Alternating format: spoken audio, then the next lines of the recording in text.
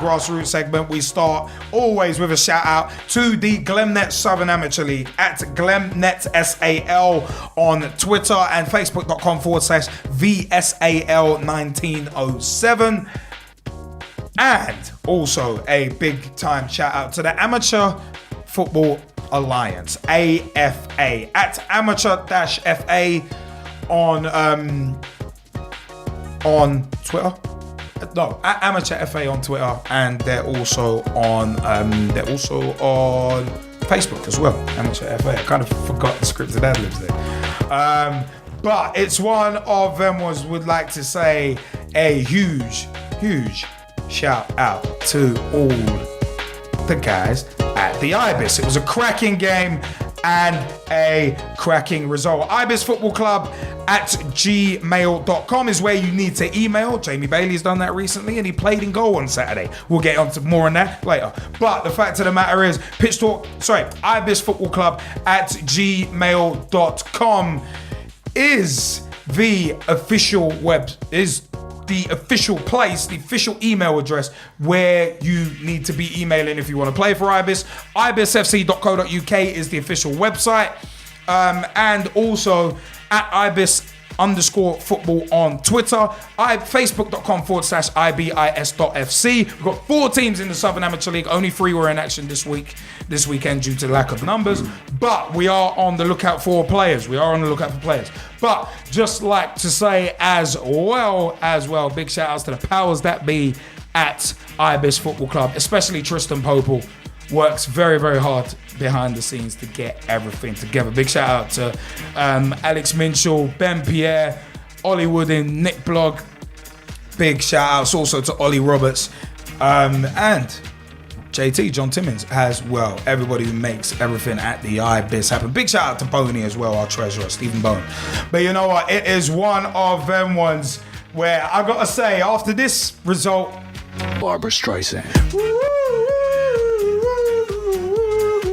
What a win for the Ibis. Big shout outs to Mike Horniman, who's listening on the YouTube feed. But it's one of them ones. I will stop singing soon. It will take my voice to go before I stop singing. But the fact of the matter is, the results around the club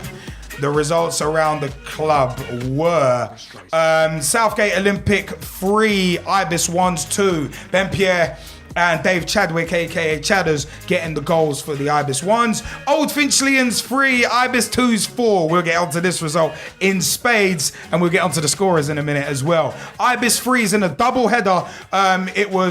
They lost 3-0 to Old Actonians in game 1 and 2-0 to Old Actonians in game 2. And Chris Innard was actually sent off after 4 minutes.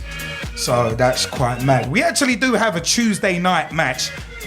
One of them was 5:45 kickoff. I can't wait to lead the Ibis 4s out against Polytechnic 7s. Because Polytechnic, we coming for you guys. Because we owe you for that 13-2. We owe you for that, and we owe you a beating. But it's one of them ones. Gotta say, it was absolutely fantastic. It was a brilliant performance. Superb was my key word. But it was one of them ones where I just love it. I just absolutely loved this performance. And the fact of the matter is, it was the Ibis 2s, but it was the 4s actually filling in for the 2s this week. And for a bit, I was kind of unsure about whether to take the guys to Old Finchleyan's, but then I thought, you know what? Seeing as we've made the effort to round up the guys and get us together, we might as well play the game. And I'm so glad we did. Not just for me, not just for us, not just for the 2s, but for Ibis as a football club. And Ollie Woodin, captain of the 2s, so brother, you owe me one. No, I'm kidding. But it was one of them. This week's match report is actually written by Callum Mayfield. Ibis 2's 4, Old Finchleyan's reserves 3. From Saturday, 5th of April, 2014. The goals came from Manny Affle, he got 2, Andrew Williams and Jordan Gale, who is friends with Jordan Mills. So on the day, it was quite fun. It was like, some people were saying, oh, this Jordan thing's going to be funny. It's like, okay, we'll call one black Jordan, one white Jordan. It's classic. But I went with well, it was one of them was What? Jordan Gale. What Jordan Gale was that? Just call me Jay. Just call me Jay. And it's one of them ones. You can call me Ray. You can call me Jay. Right, it was one of them ones. We went with calling him Jay, and I was calling Jordan Mills Millsy. It was just easier. It was just easier that way. But also the fact is, and oh my God, you know what? I'm just gonna get onto the match report, because it was one of them ones we had in our starting lineup: Jamie Bailey, aka JBK, aka Jamie Tooman Bailey in goal, John Ewens at right back, Joe Seabow at centre back alongside David Sabo, and myself, straight shooting LJA, finally back at left back, where I was very happy to play. But we had Jordan Gale and Alex Larfon making up the centre midfield pairing, with Jordan Mills in front of John Ewens. He was at right mid, and we also had Callum Mayfield at left mid in front of me. So it was a case of, we had two hard workers in front. I wanted to set up with two hard workers in front of the fullbacks, and also have a couple of defensive-minded midfielders in the centre. But it was one of them was we had Andrew Williams and Emmanuel Manny Affle up top. So it was one of them, man. It was good, man. It was good. But as Chesney Fizzle just goes for a toilet break. He's gone. But our subs were Pete Snell, Rob Lusher, and Carlos Gordon.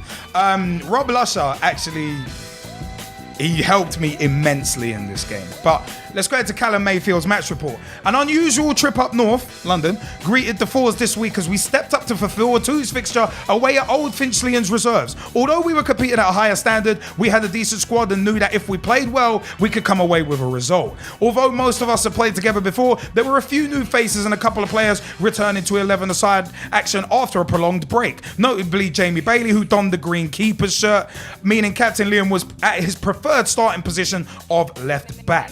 Lusher also secured his preferred position, and Julie started the game on the bench, vociferously giving out instructions to anyone that would listen and those that wouldn't. Gotta love Lush for that, man. He was hungover, so really didn't want to get on at all. But it was on them ones. He really helped. But we started the game well and immediately caused them problems with Manny Affle and Andrew Williams proving a handful up top. We came very close to opening the scoring within the first 5 minutes. A speedy counter-attack ended in Callum Mayfield powering a shot against the bar with their keeper beaten. So that was literally our first shot of the game and Callum Mayfield's first touch of the game. However, almost immediately after this, they went back down the other end and scored against the run of play. A slight trick by Andrew gave their centre forward all the encouragement he needed to hit the deck right on the corner of the area, and the referee duly awarded a penalty. A soft way to concede, but probably the right decision. It was. Andrew was a bit overzealous, but he was just eager to get back. I like that work rate. That's what we need. But it was one of them ones. Carrying on with the penalty dispatched, we set about getting back into the game and trying to restore parity. We continued to create chances going forward, particularly with Callum's long throws into the heart of the box. Liam and Andrew both going close. I actually, from just a bit further, a couple yards further back from the penalty spot, free header, I put it just over. I was thinking, yes, am I going to score my first goal for Ibis? Narrowly over. But it was one of them ones where basically, as it was, the breakthrough came from one of these long throws, with the opposition again failing to deal with the ball in the box and Andrew pouncing on the loose ball to poke home. On each. Although we were playing some nice football, the direct channel seemed to be paying the most dividends for us. The second goal was classic, Route 1.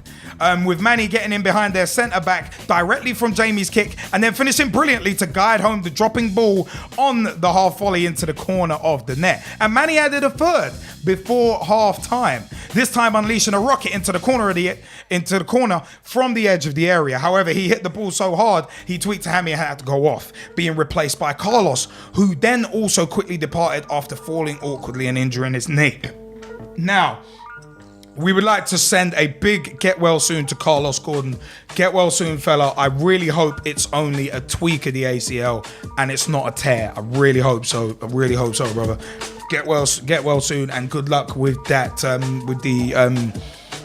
With the fracture clinic appointment in, I think it's a week's time. So good luck with that. We'll hope to see you back soon, man. Heal your wheel, bro. There was a little bit of a controversy about an ice pack that's supposedly gone missing, and it was apparently given back, but yeah, it was a bit mad. Kerfuffle after the game. But it's one of them ones. We reached half-time with our 3-1 lead intact despite a few personnel changes. Pete Snell had to come on at one point as well, because Andrew pulled up. I think that was second half that Andrew. Yeah, I think it was just before the end of the first half that Andrew pulled up, so we got Snellers up top.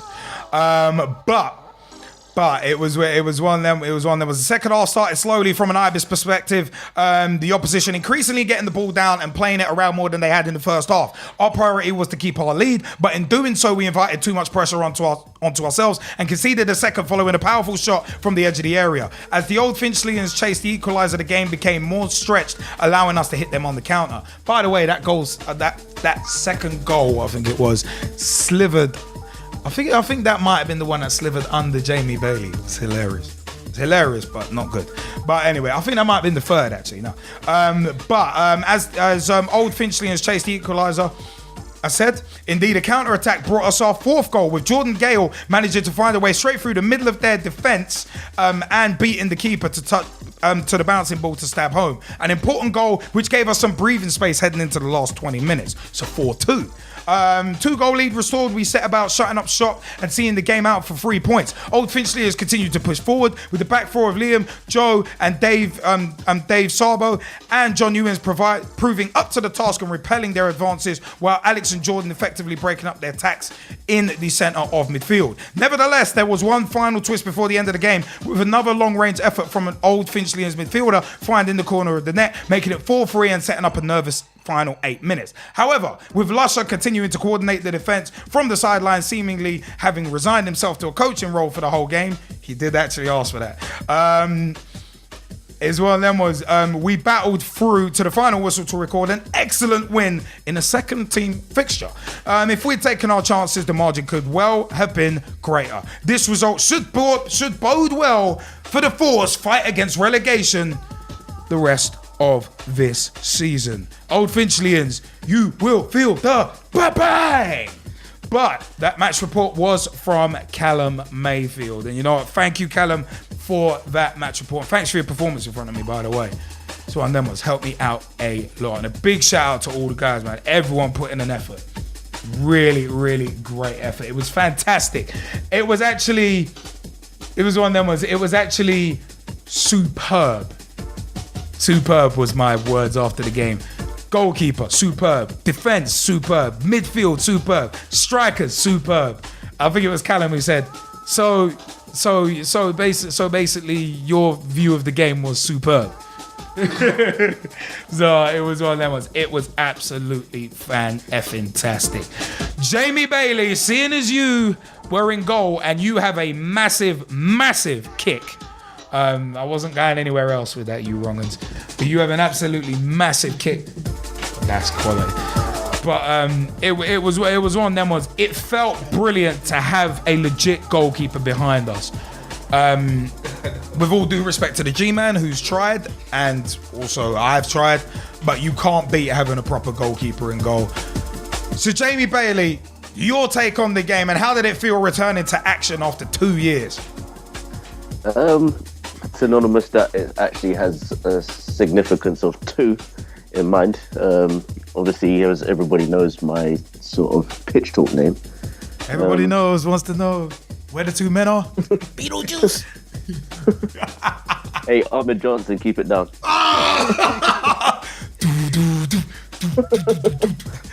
But your view on the game, your view on the game, and by the way, this is Monday. We're live. I will see you tomorrow.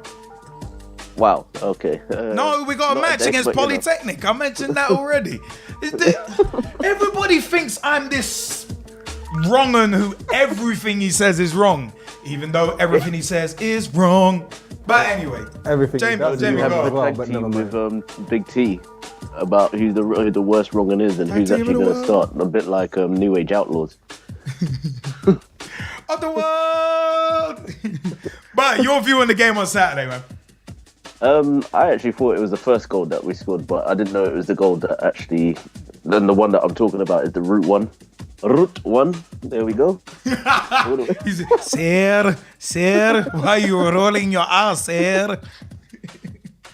Go on, Jamie, have at it, man. From my position in goal, I was told by everybody literally just boot the ball long. And I don't like the long ball game myself, so it was kind of annoying just to actually be having to keep booting the ball long. But it worked to my advantage as I did give sort of Manny the chance to go and score and actually take the assist in my first game as a return. And funny enough, the last game that I actually played, I also sent the ball long for a route one goal as well. So quite happy with it. Game could have, I would say, the two goals that were put past me. In fact, all three of them I should have saved, in my opinion. I'd say good captaincy from Liam, because he did say just brush it off, don't worry about it. And I did make a save in the first half, which actually preserved the 2-1 scoreline. There you go. I wasn't expecting myself to make that save, and I expected him to actually curl it all the way around me rather than just a short putt. In terms of the second half, I almost conceded a goal myself, because whatever happened down the left-hand side, somebody got a cross in and it trickled pretty much across the line. Oh my God. Fizzed right across the line underneath my body, and I was like, touch it and it goes in. Yeah, I almost crapped myself on the pitch when that happened. It was like I thought We nearly showed it, people. the reason why that happened is because I thought, yeah, I've seen it out. I thought to myself, I like stuck my leg out and thought, yeah, I think I actually may have got a touch on it, but I thought, yeah, he's mishit it. It's going out. But it was just the fact that it literally fizzed right through, and as you said, if you'd got any touch on it, you would have put it into your own net, which Pretty was much, it. yeah. And like we looked at each other. You'll see this on the YouTube feed, but me like Chelsea G man, me and Jamie looked at each other, and I just went, oh God, you know, they're puffing in the cheeks. It's like, whoo, good morning. It was them. It was like that was heart for that palpitation. chance itself, I should have actually been ahead of my post, but I weren't too sure if I should actually push further out of my post, out of the goal, or just stay where I was, and I got kind of confused. In terms of the defence, played brilliantly. We spoke as much as we could. First half, they were pretty much trying to get down the right hand side. Then they tried the left hand side. Second half, I actually got clattered when I was actually meant to dive at the feet. As they ask goalkeepers to do, you're meant to dive at the feet of the player. But I don't know what happened with Adrian's penalty yesterday, but I'm guessing it would have probably been the same thing with John Flanagan as I would have had on Saturday. You wouldn't have given away a penalty for that. Well, you never know. He probably could have just tipped it off, and I probably would have missed it. Blah blah blah. But I was in line just to literally pick up the ball, just to dive on the ball, and that would have been it. I just didn't actually do it in terms of the game. But there is one thing that I have learned over the last 2 years, and possibly even further, is try not to annoy your own captain when you're wasting time. Jamie, why would you say that?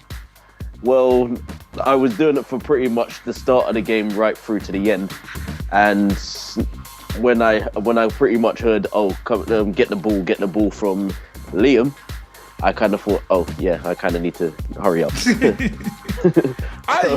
I'm one of them ones where I just wanted to get on with the game. I'm just one of them. I just like getting on with it. Yeah, there was that moment where I got clattered at one point, and it's like, man, I just wanted to carry on. That was actually quite hilarious, considering the second time I was thinking, yep, he's going to do it all over again. And for that second goal, there was literally a sea of bodies, a sea of white shirts around him, and all I saw was a ball coming about 2 meters in front of me. Well, not even 2 meters, probably 2 centimeters in front of me. So you're not used to balls coming at you? I thought you were a goalkeeper. I thought you was as well, until you said that you didn't play in the It's terrible. It's terrible. To and fro, man. To and fro. Yeah. But, not with balls. That is. I'm hoping that you don't. I'm hoping that you don't. But yeah. We ain't having no Gwyneth Paltrow's kind of thing in here. Like, no, none of that. I heard that story. No. Well, to be honest with you, the funny thing is the last proper game I had as a friendly, I only had my goalkeeper level two the next day, and ironically enough, it was a Spurs coach that actually taught me. And since then, I've found a newfound confidence within goalkeeping, because everything that I did before it was all wrong. I even had some goalkeeping gloves that does lose grip, and I found myself buying 2 pairs. I think I'm hoping to buy another pair again tomorrow before tomorrow's game. If not, then I'll have to wait until the new season. But all in all, the game was just brilliant for me, because it was return to win in ways, rather than, as Liam knows, Lancaster's development team, aka Harlem Globetrotters of West London, losing about 9-2 and then blaming every single person on the pitch but themselves before it even gets to the goalkeeper, and then the goalkeeper, oh, well, where's the defence? Oh, by the way, you should have saved the ball, sort of thing. Well, let's not dwell in the past. Well, not that distant past. Trust me, I'm not dwelling in the past. I'm just seeing it as I'm glad that I won a game with a different club on my return. I'm just, so if anybody wants to get involved, LJA is the person to speak to. I am glad that I took the position of suspended player G-Man Henry, aka Ahmed Johnson. We'll go through the rest of them. I did say on the Pitch Talk news feed, I did say it's an Ahmed Johnson head with a gangrel-like body shape. Oh, Ahmed Johnson head with a gangrel body shape. Liberties. But G-Man doesn't wear those shirts. He doesn't have to.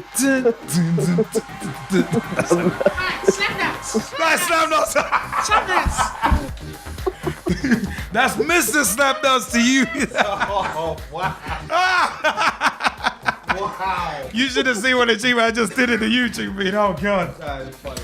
Nah, I missed it.